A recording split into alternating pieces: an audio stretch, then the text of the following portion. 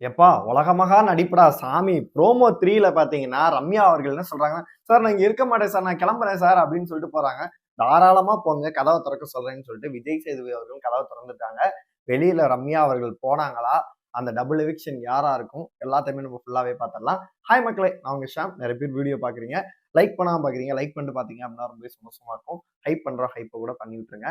அதாவது ரம்யாட்ட வந்து அவர் கேக்குறாரு, அதாவது விக்ரம் அந்த இடத்துல எழுப்பணும்னு சொல்லிட்டு உங்களுக்கு தெரியுமா தெரியாதான்னு கேட்டு அவங்க வந்து தெரியாத மாதிரி இப்படி நடிக்கிறாங்க அவங்க. சார் நான் எல்லாம் பண்ணாத தப்பு வந்து எல்லாருமே பண்ணேன்னு சொல்லிக்கிட்டே இருக்கீங்க, நீங்களும் அதே மாதிரிதான் சார் சொல்றீங்க அப்படின்ற மாதிரி வந்து அவர் சொல்றாரு.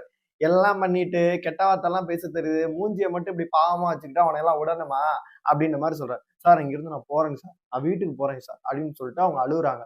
எல்லாரும் நான் பண்ணா தப்பே பண்ணேன்னு சொல்றீங்க இப்படின்னு சொல்லிட்டு வந்து ஒரு டிராமா வந்து கிரியேட் பண்றாங்க. விஜய் சேது என்ன சொல்றாரு அப்படின்னா, என்கிட்டலாம் இந்த மாதிரிலாம் பேசிட்டு இருக்க கூடாது, கெட்ட வார்த்தைலாம் பேச தெரியுது, எல்லாமே பேச தெரியுது, இது மட்டும் உங்களுக்கு தெரியாதா அப்படின்ற மாதிரி சொல்லவும், நான் கிளம்புறேன் சார், நான் வீட்டுக்கு போறேன் சார் அப்படின்ற மாதிரி சொல்றாங்க.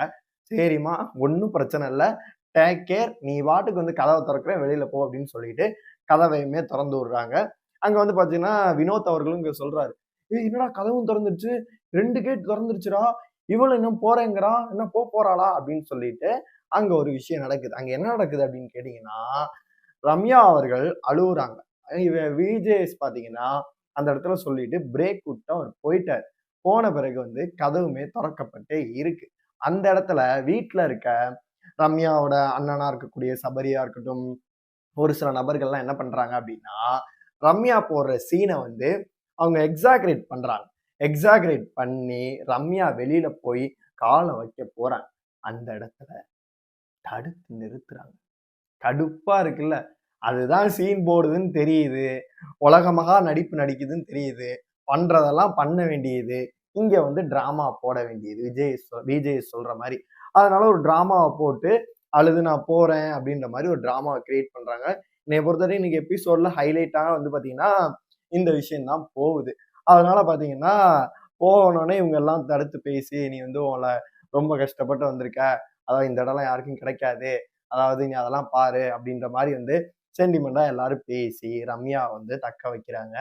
திரும்பி விஜய் ரோஸ்ட் கொடுத்து இந்த மாதிரி பண்ணாதீங்க அப்படின்னு சொல்லிட்டு உட்கார வச்சுட்டு பொதுவா சொல்றாரு, இந்த மாதிரி நான்லாம் பார்த்துட்டு இருக்க மாட்டேன், நீங்க வந்து இந்த மாதிரி பண்ணிட்டு இருந்தீங்க அப்படின்னா கதவை திறக்க சொல்றேன், எவன் போறதுனால போயிரு அப்படின்னு சொல்லிட்டு எல்லாருக்கும் சேர்த்து ஒரு வார்னிங்கே கொடுக்கப்படுது அப்படின்ற மாதிரிதான் நம்மளுக்குமே நியூஸ் கிடைச்சு. இது எனக்கு முன்னாடியே இந்த நியூஸ் கிடைச்சிச்சு, இன்னைக்கு வந்து இவர் கதவை திறக்க போறாங்க அப்படின்னு சொல்லிட்டு வந்து எல்லாருக்கும் ஒரு வார்னிங் வந்து கொடுக்குற மாதிரி சொன்னாங்க. ஆனா இந்த மாதிரி ஒரு டிராமா நடக்கும் அப்படின்னு சொல்லிட்டு நான் சத்தியமா எதிர்பார்க்கவே இல்லை. ஒருத்தர் போயிருந்திருக்கலாம் பார்வதி அப்படின்ற மாதிரிதான் இருக்கு. நீங்க நினைக்க கூடாத ஒரு பிளேயர் வந்து பாத்தீங்கன்னா வெளியில போயிட்டாங்க. 2 எவிக்ஷன் நடந்திருக்கு. அது யாரு அப்படின்னு சொல்லிட்டு அடுத்த வீடியோல ஃபுல்லாவே பார்க்கலாம்.